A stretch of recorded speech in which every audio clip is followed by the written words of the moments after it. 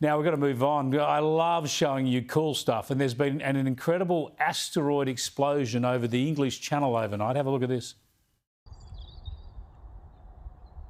Wow. Wow. Yeah, amazing stuff, seen by plenty of people in Britain and France, captured on video, studied by the experts.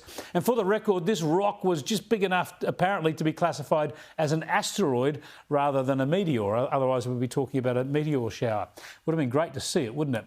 Now, pardon the segue, but this comes at a time when the whole world is talking about strange objects in the sky. Spy balloons being shot down, along now with other unidentified flying objects over the US and Canada, leading to this bizarre exchange about aliens. Have you ruled out aliens or extraterrestrials? And if so, why? Because that is what everyone is asking us right now. I'll let the intel community and the counterintelligence community figure that out. I haven't ruled out anything at this point. We continue to assess every threat or potential threat unknown that approaches North America. US military didn't rule out aliens. Now, this is not a B-grade movie. This is real life, including this bit from the official White House press secretary.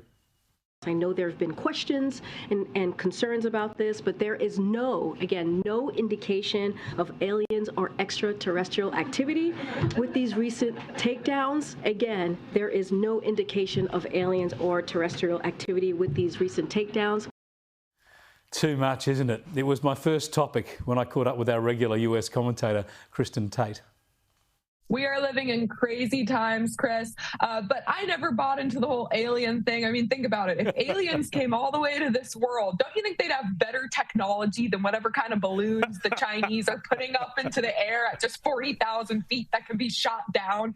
I mean, it just makes no sense. But there are obviously lots of questions here. But what's most likely going on? What's most likely going on is President Biden is embarrassed because his administration allowed a Chinese spy balloon to go across the entire span of the United States over a week before shooting it down. So now our government is just shooting down everything in the air that it can find. I read in the New York Times that the government and the military has actually tweaked its radar system to make it more sensitive. And as a result, the number of objects being detected in the air has shot way up. So in other words, when you look for objects in the air over U.S. soil, you'll find them.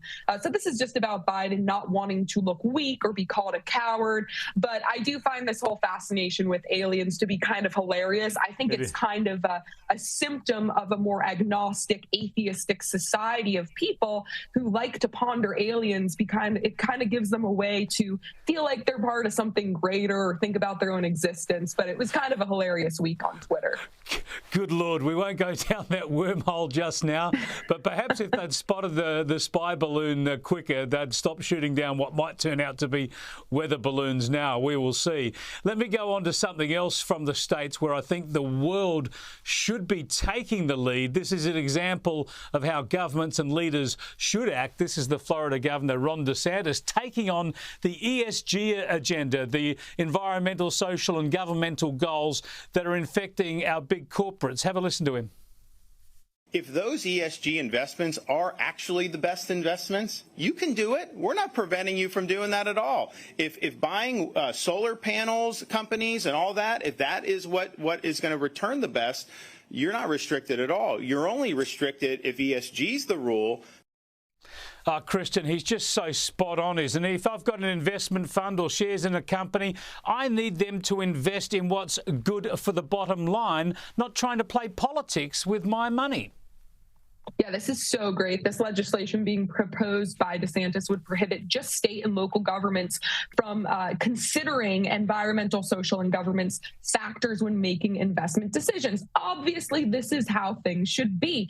ESG has been used by our elites to implement this radical woke agenda and shove it down the throats of working class people. You know, I find it so interesting. ESG, up until really recently, was this very obscure topic. It has now totally entered the mainstream. And the fact that we now have Ron DeSantis, who is considered to be a front runner, a potential front runner in the 2024 presidential race, talking about this, tells me that this is going to be a huge issue in years to come. And it should be, because as you said, other people need to be doing this too. It's caused ESG has caused so many societal changes in this country and in the West globally. It's so big. It's massive in our country. Of course, as you say, in the West generally, the Europeans are up to their eyeballs in it. It's the whole Davos man theory, isn't it, where these rich corporates are trying to change the way the world works in a woke way without having to be troubled by inconvenient things like democracy. Oh, absolutely. And who gets hurt by it? Seniors and people who rely on the stock market, people on fixed incomes who have no idea that their money is being invested in this kind of woke nonsense. Again, I mean, as Ron DeSantis said, if certain companies that are committed to these kinds of ESG type principles end up being truly the best investments, then so be it. But we shouldn't be making investment decisions based on this woke nonsense. That has got to end. And I'm so glad that average Americans and mom and pop investors are finally starting to wake up and realize this is going on.